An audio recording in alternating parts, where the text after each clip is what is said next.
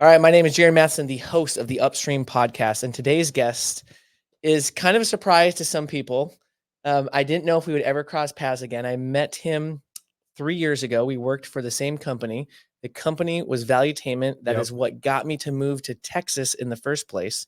He is an entrepreneurial spirit. He's huge into working out, sales, development, motivation, and just bettering yourself overall as a human being. And very excited because recently he has joined the team that I'm a part of here in Dallas, Texas, on the All American Canine side, Roy Castillo. Yes. So I would say, so it's Roy Castillo, but because the two L's make a Y. But what am I going to say? I don't really speak Spanish, so but at least I could say that Castillo. Yeah, Castillo. Yeah. Okay.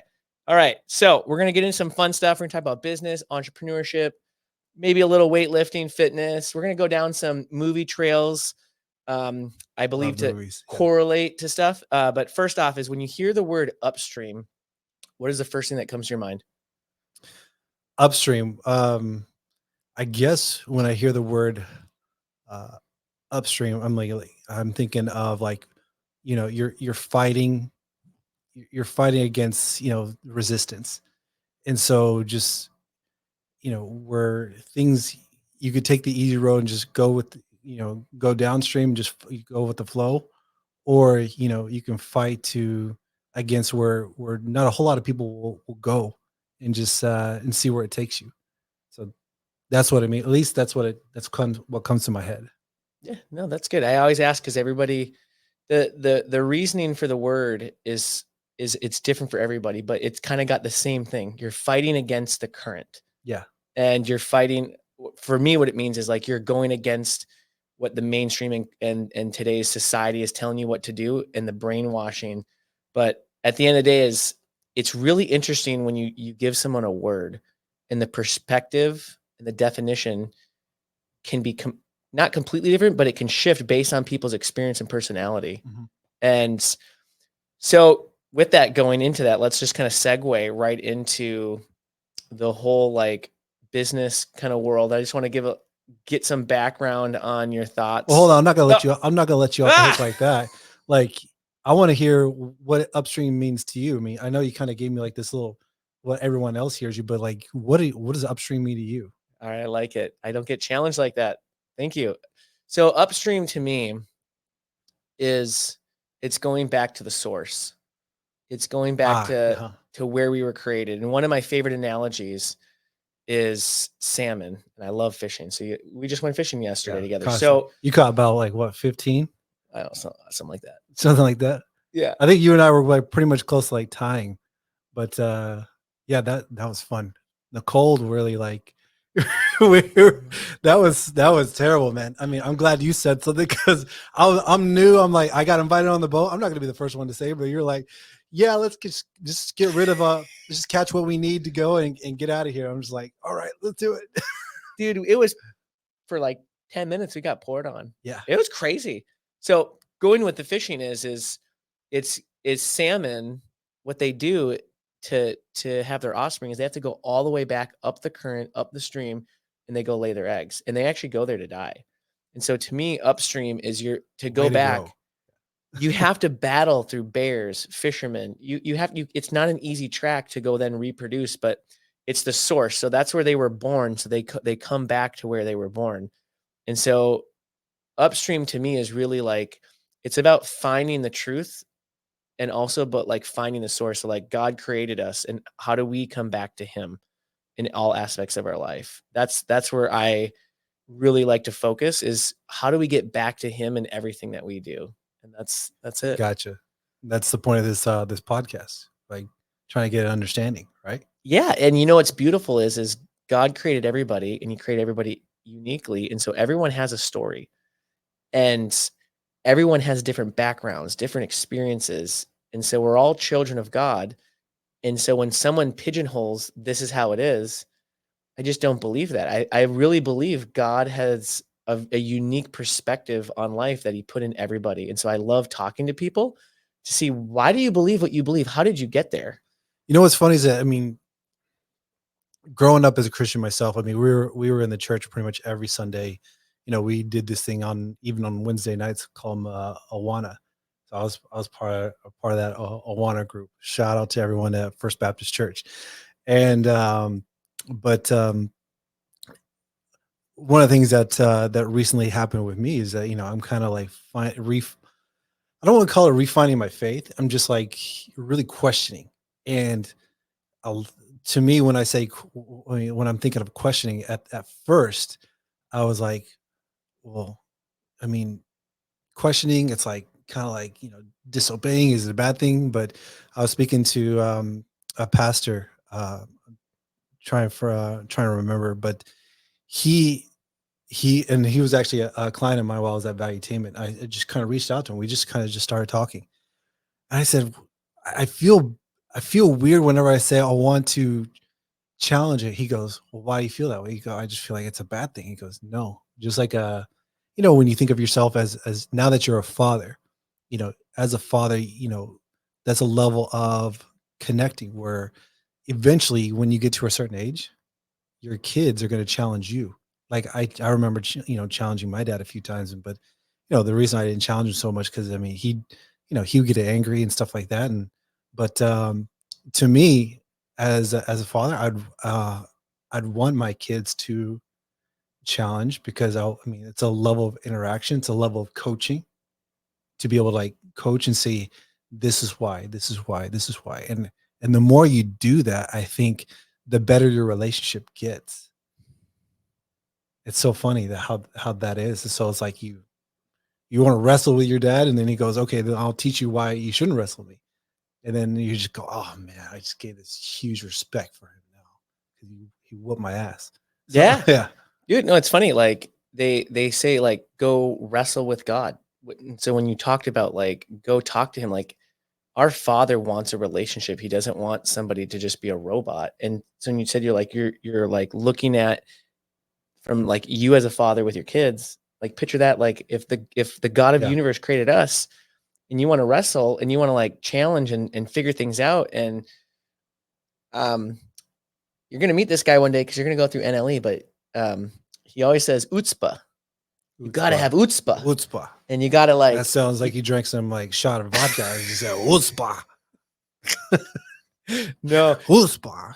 Yeah, Yeah, and it's like tenacity, it's like, "Go get it," and I do think God really likes when we're passionate about things and we're going and it's not about making mistakes, like you said, and, like, even, like, it's about being in a relationship, and it's figuring it out, and you're mhm, never gonna figure it fully out, and the journey that I've been on, it's been really interesting, and, you'll hear more about it as because we work together now, we're daily, and I've come a long way in figuring out what I thought I knew wasn't right, and it wasn't even about right or wrong, it was just like, I was trying to be the god of my life, and we talked about this a little bit yesterday, uh-huh, yeah, and when you really start going down there, you really start realizing there's just a lot more to life than we really think, but that's what I love is because talking to people like yourself, you're in a different environment, you have a different marriage, you've come from a different background, and so there's people like, that's why I have this map, there's people all over the world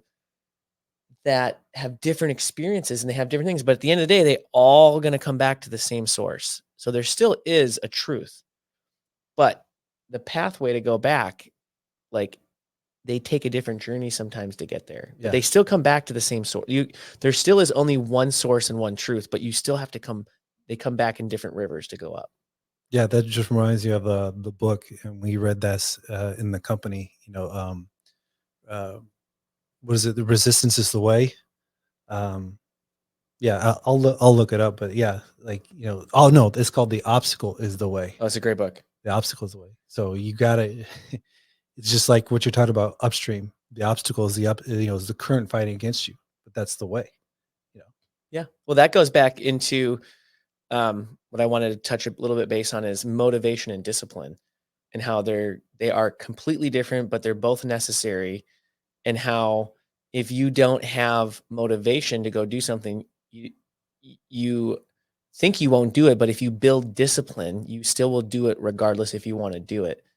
Yeah. And I would love to hear your thoughts because I have so much to break down both, Yeah. but I want to hear what you have to say and then I'll share what Well, I I was think. wanna ask you, like, when people are like looking for like motivation to be pumped up, and I'm talking about before YouTube, like when you wanted to be motivated or like Ooh, disciplined, ooh. was it a song or was it a movie? What was it that's like your go to?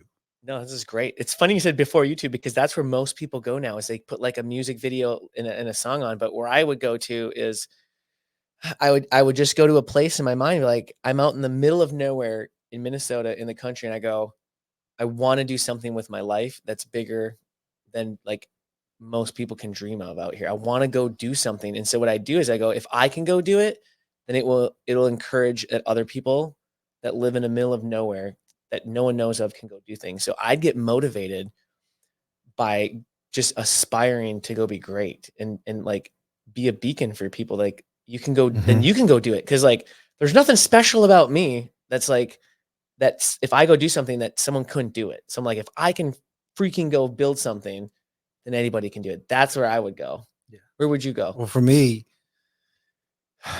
I didn't know this that I was doing this until recently. Um, that it was anger. I was angry because I grew up. I grew up didn't think I was very smart. I thought because going up through the school system, um, I went to public school, and was like I escaped by everything. I mean, I was able to make friends with everyone, make friends with the teachers, and but if I wanted to be something like motivate myself, I would be angry, and I'd find one particular person. I'd be like, I want to be better than that guy, and so I just go to anger and just be motivated that way. Aside from that, uh, can't I mean, I always go I mean, I think of Rocky. Rocky's one of my all-time favorite movies. And it switched when it came to my favorite Rocky movie because I labeled it as Rocky 1, always classic, always the best for to watch. And then I would go to Rocky 4 when he fought the Russian, and Ivan Drago. And that was like those are my favorite. And then as I got older, I started seeing some success and started making like some good money. And the biggest Rocky movie right now that has hit me hard is Rocky 3 where he fights Mr. T. And there was a scene in there where Rocky made all his money. He's doing well, he's doing great. He's winning all these matches, and then there's Mr. T, or I can't remember call it, like, I think it's Slug or something.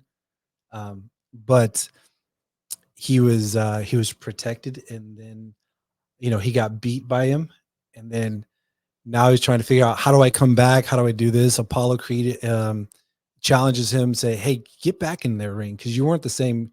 You were in that ring when you fought me. You had this eye of the tiger, but you didn't have that when you fought Mr. T.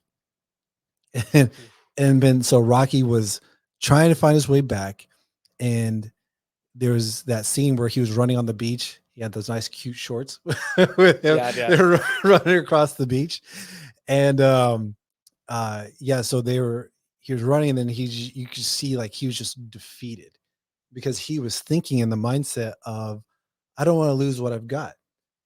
And so I know I'm referencing a lot of books here, but Secrets of the Millionaire Mind, that book, it says there's people in there that are in the there's people that are in the business of not of wanting to have more, but the majority of the people are thinking in the mindset of not losing what they've already have.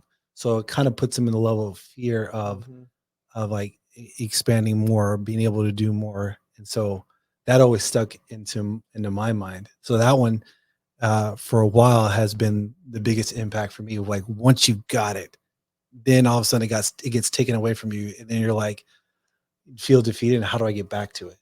I don't know. I mean, I know I Yeah. kind of went down this long road here, but yeah, that's when it comes to motivation, that Rocky movies are always great. I feel like they've made those movies. Sylvester Stallone made those movies specifically for different stages of your lives. Yeah. No, that's good.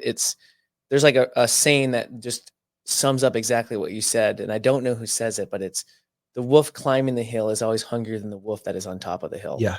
And what you just said is that. And you're totally right. Like when you have that victory, when you taste it, and it's funny because PBD says this too sometimes of like, let's see when you get that fat paycheck that first time, do you go out and kill it again or do you go out and splendor it and buy it all and like spend all your money? I remember talking to him about this when I worked there. Like, what are you Yeah. going to do when you go make your first, you know, big check that you've never made? Are you still hungry? Mhm. He goes, that's when you go build life out, whether it's money or like building a business and you get some form of success, your character is revealed at a different level when you get that of how you're going to respond or react to those things that come in. True. So no, that's really good. You're gonna laugh at me, but I have not seen any of the Rocky Oh movies my god. except the new Creed ones, and I know all the references, and I've seen all the short clips. But We're gonna have to have a movie night. I'm gonna have to educate you on Rocky because it's gonna change your life. but I actually think I'm gonna go watch the first one tonight after just listening to you. So no, I think I'll do that. But when it comes to discipline, so that's motivation. But where do you go to get disciplined? Like for an example, most people can get to that point. They find their place, they find their why, and then they go do it for a week, maybe 2 weeks, but a month comes around and most people fall off because they don't have the discipline to keep doing it. The motivation wears off. So how did you find yourself being disciplined or like where do you go to get that? To get the discipline, it's a few different areas, but it's really about the routine. You know, you find your routine and you stick to it. It's so cliche, but it's all in the routine. You know how you do things. And again, going back to my mentor Patrick, you know, he coached on this like the four quadrants, and that's how you build a good solid routine without completely overwhelming you. Because there's a lot of people that can get very overwhelmed with, you Mhm, know, if you have all these things, you have all the aspirations, like I want to do this, I want to do that, I want to do this, blah blah blah blah. But you know, everyone wants things now, but you got to appreciate the journey of getting there. And that's where I believe where a lot of people that when they have if they if they create the right routine, it'll help make their discipline stronger mhm. to say no to certain things, to keep is not to be so distracted and just to keep going. And so you work at it long term because I mean imagine if you get things right now, I mean then you gotta figure out what's the next thing I gotta do. And so I mean, as fun as that might be, but that's gonna be boring in your life. You know, so enjoy the journey because where you're at right now, if you keep I mean, obviously you build out your success, you're gonna look back and be like, man, those days were fun. Mhm. I enjoyed that and said so appreciate it now. If Yeah, that no, makes sense. definitely. Like I, I'm kind of the same way is you got to create a system, you got to have routine and you got to have it built in and then you got to protect it because people will want to break your routine and your system because they want to go do things with you or they'll invite you and you're like and sometimes I've noticed myself I'll break out of my routine because I want to like go hang out with some people or do stuff but I'm like it's hard to get back into it once I break it and so it's really Do you have a hard time telling people no? Like saying no to people? Like where you're like it's like could be like the most harmless thing just to, you know, go do, but then you just gotta have to say no. oh I used to I don't anymore because I'm on a mission. Okay, Yeah. good. But if I would say probably there'd be times in my life where like I would just stay out way more later than I want to and I had to get up early and Mhm. I'd get up like I wouldn't miss what I needed to get done but like at a cost of sleep and energy and then eventually it just wears on you and I didn't do it for too long but there was a time in my life where I didn't want to say no because I didn't want to I have a FOMO. I'm a very extroverted person Mhm. and so like I like to be where the party's at and then I like doing things but yet where I'm at right now is like even this week I got invited to go do stuff at like 3 o'clock or 4 o'clock. I'm like, no, I gotta work. Like I got things I need to get done. Yeah. And I have no problem saying no right now because I'm focused on the mission of what we're gonna go build right now. And it's not even just the excitement of building it, is I can see the not just the potential, but I can really see where this is going at a level I've never been a part of almost anything. I've been a part of some pretty cool stuff, but there's just something special about this one that I'm more excited about anything I've ever done. And so it's hard to actually penetrate to get me off track sometimes. So I'm like, no, like this is actually more exciting than anything else right now. Yeah. Oh man. I know this is a very exciting time. You're really good at selling the dream, and I saw it. And hopefully I was able to add to that dream, be able to like, yeah, this. It's gonna be a fun journey. But uh, the circle, that's where you got to be very careful with who you let in your circle, Mhm. and that even includes family. Like I've had to not include certain members of my family in my life for a while, and yeah, No, keep does going. that make sense? Yeah, I'm gonna look I up something mean, up for you. you got to be able to keep whoever's in your ear. Limit the number of people who are in your ear, and it just goes back to the saying: you become the average of the 5 people you mainly hang out with, and so you got to be very careful with. And that's something I'm also I'm like I'm training my kids in, like, who are they around? Who's in their ear? Who's influencing them? I was actually talking to my daughter about, hey, who are you friends with everyone, or are you just friends with some other small people? She just started middle school. Mhm. She goes, I'm friends with she started naming off her friends. I'm like, awesome. What about, does the list get bigger with the ones that you're kind of friends with? She goes, not so much. I'm like, so I'm like, I'm playing with her right now. Like, I'm like, who, as I'm getting ready to drop her off at school, I'm like, who's that kid? Who's that kid? This was literally this morning. I was like, she goes, I don't know. I was like, okay, well, have you ever thought about just saying hi to them? She goes, no, that's not how it works. The eighth graders have their own hall, the seventh graders have their own hall, the sixth graders have their own hall. And which, I now that I remember back, I'm like, yeah, that makes sense. But just instead of trying to like say, just trying to have a full conversation, just compliment them and then Mhm. just walk away, because I'm trying to teach them about networking, because I want them to learn to network. I didn't do this when I was a kid. I wasn't taught about this. Your network is so important. So that, I mean, right now I'm in this stage where not only am I here to build something epic, in AAC, but also I'm ready for my kids to like to embrace, some of these, kind of challenge them a lot of Yeah. things, and see what they do with it. Yeah. No, that's good, man. I love it that you're pouring into your kids and you're challenging them, making them think because as a father, it is your responsibility and your job to challenge them and get them thinking because if you don't do it, someone else will, and they'll get them thinking on things that you might not want them. Yeah. And it's so important. So I want to circle a little back to when you said like who is in your tribe is super important. And I wrote this last night. I've been processing a few things and it comes into who do you allow to speak into your life? And so I wrote the people who know you can speak hard truths to you that you're able to receive because you know they know who you are and who your identity is. But when people don't know who you are and who your identity is, it's very hard to trust them with feedback that they provide, whether it's legit or not. What do you think of that? Can you repeat that again? That was pretty deep. Yeah, yeah. That was a lot to take in. Okay, I'm gonna do it one more time. I added a few words from what I wrote. Here it is. So the people who know you can speak hard truths into your life and you can receive them because you know that they know who you are and your true identity is.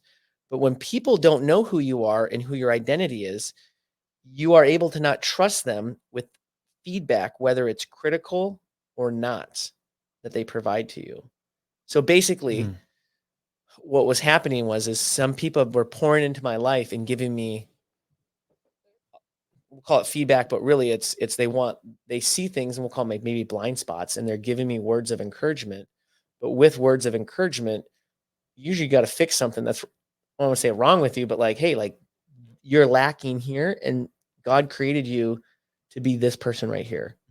And we want to help you to get here. And so when people that I know who I am, like they know Jaron, they know who I am, I can receive their feedback without like these massive walls coming up. But if I don't trust you, like if you try to give me feedback, Roy, and that there's a level, everyone has different levels of trust.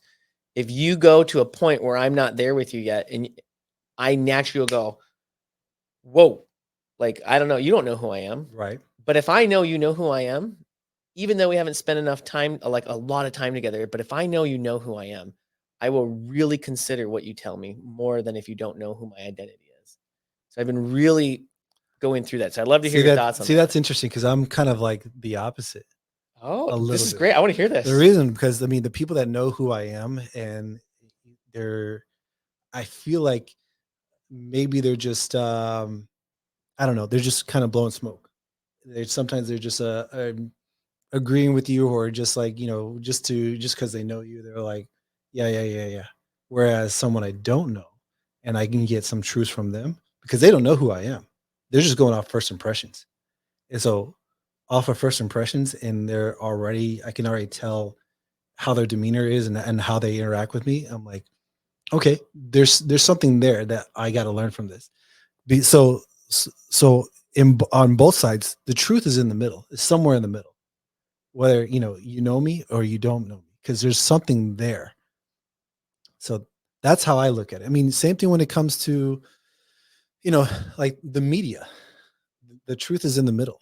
You get information from one side, then you get information from the other, and that's why you shouldn't only look at one source. You should be looking at multiple sources.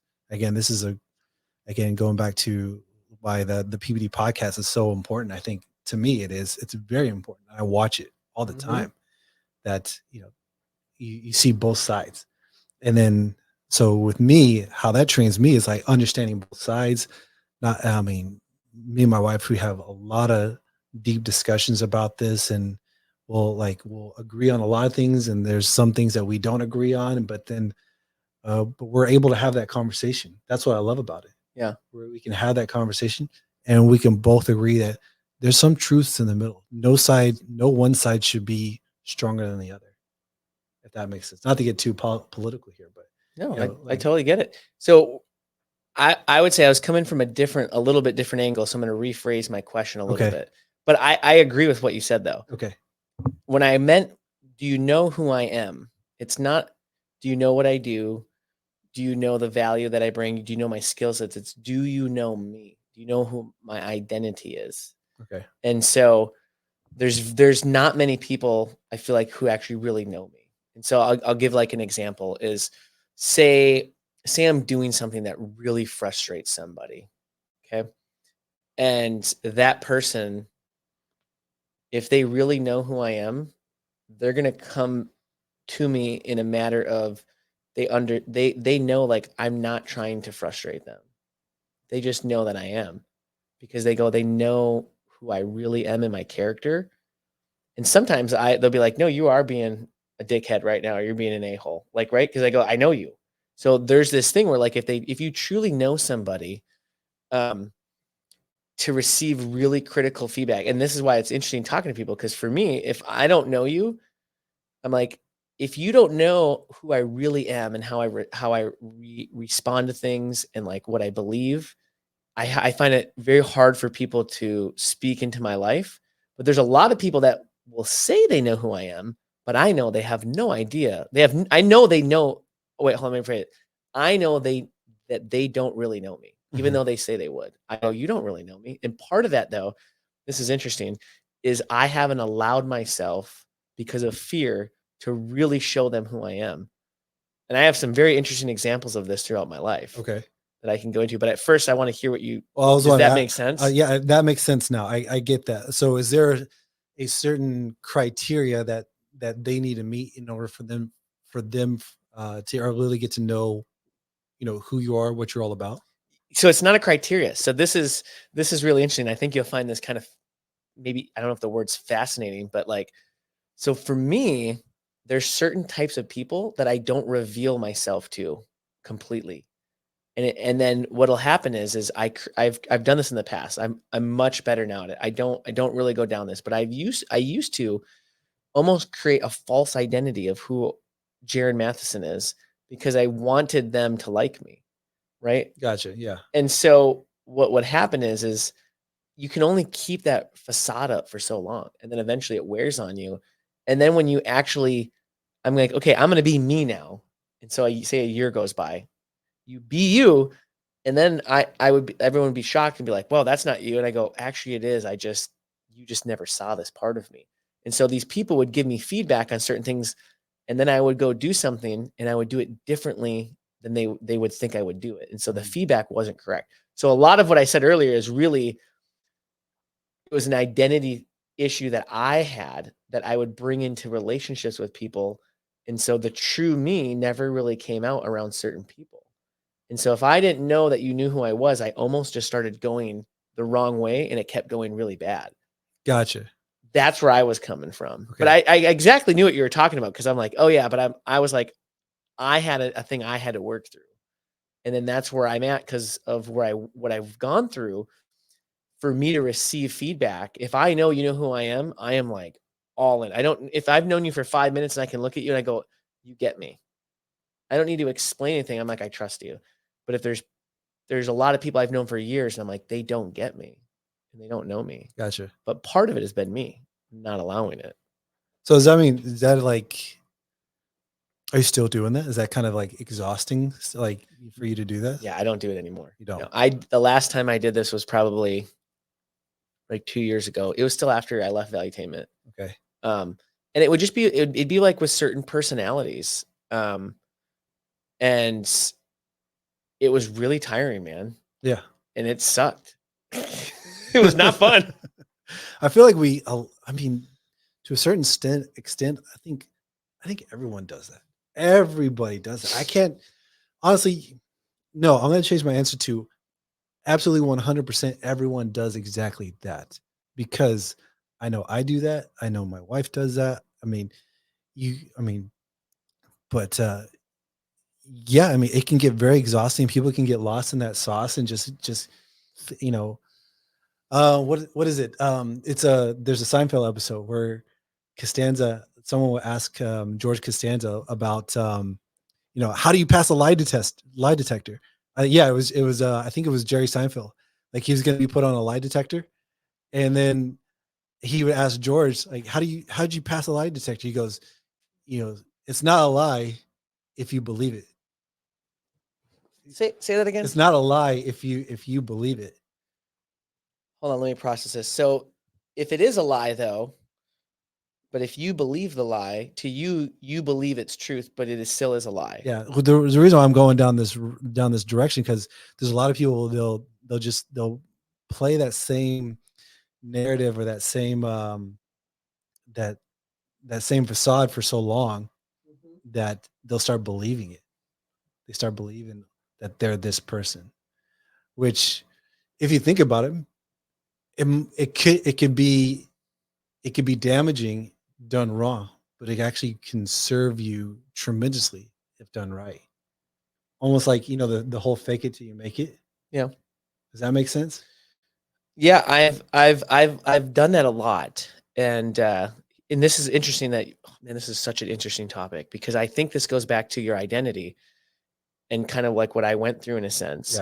Yeah. I think it can help you a ton, and I do think there's something to that fake it till you can make it thing, but I think there's something even bigger than that. And I'm on this I'm trying to figure this out right now, like literally like this week about and it goes back to what I said earlier, like God created us individually and uniquely, right? And if we understand who our identity in Christ is, we don't need to fake it because that's who he created us to be. And when you actually live in who you are, there's no need to fake it. The thing is it's very hard to live there. And so I think what happens is we try to go down to this fake it till you can make it thing, but God has already given us these talents and these skills. We just don't live in it because of fear. And I'm still trying to process this out. And But this goes back to what you and I were talking about yesterday in the car about the different wavelengths, frequency, so yes. frequencies. Yeah. Yeah, Robert Greene book, Yeah. Power versus Force. Mm-hmm. Yeah, so like you have words of affirmations. You talk to yourself about it, and you set yourself apart. It's funny. Is actually I learned about this. I saw this on something on Instagram. I was going to start brushing my teeth with my left hand instead of my right because my right's my dominant. I always brush my teeth with my right. He said, brush your teeth with your left I hand remember reading that. Yeah.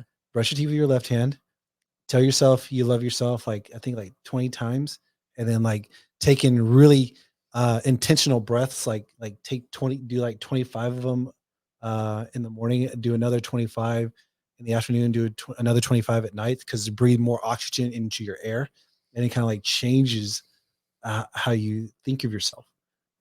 Stimulates a lot of things for you.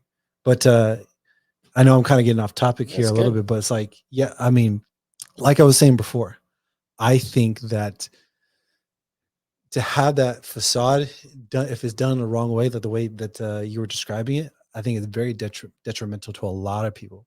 But if you do it the right way, where it could benefit you, where you start thinking bigger, you start thinking, "Oh, I'm gonna do this, I'm gonna do this," and you start acting that way. You dress better, you start having certain levels of Mm, expectations, yeah. ways of how you treat your body, how you treat your mindset, what you're watching, what you're reading, all these things. Yeah. Yeah. No, I got it. So basically is you're living in the identity that you believe you are. And so like I just watched this video clip. It's great. He's like, if you had a $10 million check and you went and put it in the bank, but it doesn't clear for 10 days, you're gonna walk around like you have 10 million bucks, even though you don't. Yeah. That's exactly what you're talking about. You're just believing that that's who you are, even though that check is not about it has not come in yet and has cleared. You've deposited it, and so if you believe you're going to go achieve these things, or like I really believe we're going to go build this all American canine into an insanely huge company. I believe it, and so like every day, then if I really do believe it, Mhm. I'm not faking it to make it. I'm literally like, no, I'm gonna live today because I know it's coming. Bro, I was excited just to wear, like, we were on that fishing trip and I had the hat on. Like, I was like excited to wear the hat. And then you told me to I took some of the shirts home and I was like, yeah, I'm gonna get one for my wife. Yeah. I'm gonna get one for my daughter. Cause like I do believe this where this is gonna go. This is gonna be a fun ride. It's gonna be Oh, so dude. fun. You guys just wait. We're gonna come. You guys mark my words. Jerry and I, we're gonna have a lot of fun. Dude, it's gonna be great. I want to end on one thing is the movie Air that we talked briefly about Yeah. in the business, and we'll end on this. So I watched the movie right when it came out. I think you watched it as a group, right? Yeah. With your team at Valuetainment. And the thing that I love about it, and I'd love to hear what your thoughts on some of the parts is I loved the fact that they went against all odds and bet everything on Michael Jordan that has never been done. And it went back to the scene when he goes in and he talks to the owner and he said, "Do you remember how this all started? And how you were selling Nikes out of the van and doing all these things?" And he's like, he just put his heart out of like this story that he's selling back to the You owner, the owner was, the guy that played the owner is, Ben Affleck. Ben Can you Affleck. imagine Ben Affleck was, like, behind in the back of his car, the trunk open, selling shoes? Yeah. So, no, but I I really did like that movie a lot. I mean, it spoke to me a lot because just from the opening part where they're discussing, you know, what basketball players we should be going after. There you had the board of people kinda like, just kind of naming names. There's like really no deep reason as to why they should really go after him. And then there's there's certain characters that really speak out to you. And then but yeah, that's a phenomenal movie, especially if you're looking to build the right culture, selling the vision, being able to believe in that. And it took guts for this guy to, go over the agent's head, drive all the way to Michael Jordan's parents' house, and speak to the mother like that. Yeah. Like, you just don't do that with a high quality player like that. And then, I mean, first of all, they weren't even a basketball brand at all. They were selling shoes to tennis players. Yeah. And this is why I love this so much, is because I look at this as all American canine. I'm like, we're not a pet company, even though we sell pet supplies. And so and that's what's cool about what we're building is I look at that movie and I go, they went and they kind of changed their demographic of who they were going to go sell to, but they're still a shoe company. Like we're still a canine company, that we're building, but it's so much more. It's gonna be so And much that's what more. I love of watching that movie. And the other part is when he had the balls and the tenacity to go to drive to talk to his mother and his father. And that's what it takes sometimes is you have to go and be willing to put it all on the line and knowing I could get fired, I could be shunned from this community, but he's like, "I believe this so much. I'm going to put everything on the line to go make this happen." Yeah. Cuz it could have backfired completely. 100%. Yeah. I mean, he literally could have been out of a job. He could have been like Ben Affleck's character. Is it Phil Knight? What's his name? Is it Phil Knight? I'm thinking of the wrong thing. I can't. Don't quote Okay. me. Don't quote me because I can't remember I can't remember his name either, Yeah. but Ben Affleck's character, the CEO, literally, he could have been like, "Dude, you're done. You can't do that. That's like unheard of." But it's really cool because you build this big company, and then it's the whole barbarians to bureaucrats. You get into the aristocrats and the bureaucrats, and then he's like, he's just like, "Let's just do it. Just do it. Just do it again," right? Like, and that's the whole thing. Yeah, we'll go ahead and pay the fines of adding too much color to the shoe. Like what? Yeah. I loved it. I loved it. So I'm super excited to go build this business with you. And you came on the team, and I appreciate when you said like I can like you like that I sold the vision because I didn't I'd sell it. I feel like I believe in it, and I remember calling you before you came here too, and I'm like, dude, this is going to be a lot of work and it's really hard. And I was kind of testing you in a sense. I was like, I'm going to give you all the bads right now for you to completely bail out and see what you do, because I knew I remember getting I the call, I'm like, appreciate that. I was like I was like when you called me with that, I was like, man, the fact that you actually called and it wasn't like trying to hype me up, but you shared me you know, the things that were like not going right. And I was just like that was not easy, to be no. able to make that kind of call. Yeah. Well, what's funny is I was like, because part of it is I want to be honest where we're at with you too, but part of it is like I know where we're going, and I'm like, I want good, solid, quality character people that I believe in. They believe in this too, and I wanted to see like how are you going to react. But part of it was like, hey, you're going to be moving here. This is financially going to be coming on you, and you need to know what's going on. But part of it is like, hey, we're going to go build something kick ass, and I'm like, we have to have the right people here.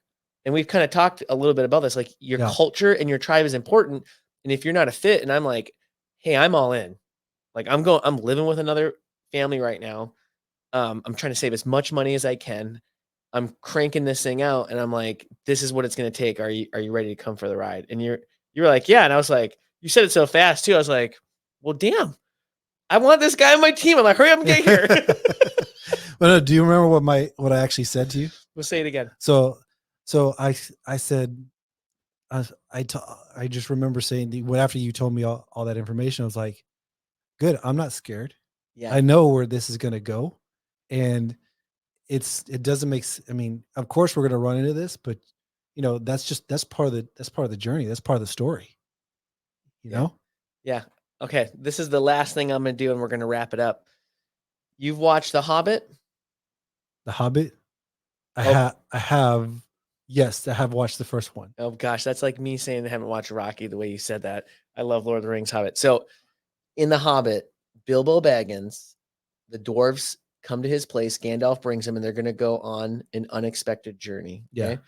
He doesn't want to go. He does not want to leave the I remember comfort. this because like all those other elves showed up and just came in and just started eating his food. And First, they weren't elves, they were dwarves. okay, But sorry, I think I just offended the you whole offended the whole LOTR community. Oh man, It's all good. sorry. I'm a big Star Wars fan. I can talk Star Wars all day, but go ahead. Yeah. Okay, so the whole premise is and I really relate. I just rewatched these series 2 months ago. And so like Bilbo's ready to leave or they're ready to leave with Bilbo and he's like, I'm not the guy. I'm not the guy. I love my hobbit hole. I love the fireplace. I love the garden. I love my food. And so the next morning he wakes up and they're all gone and they left him.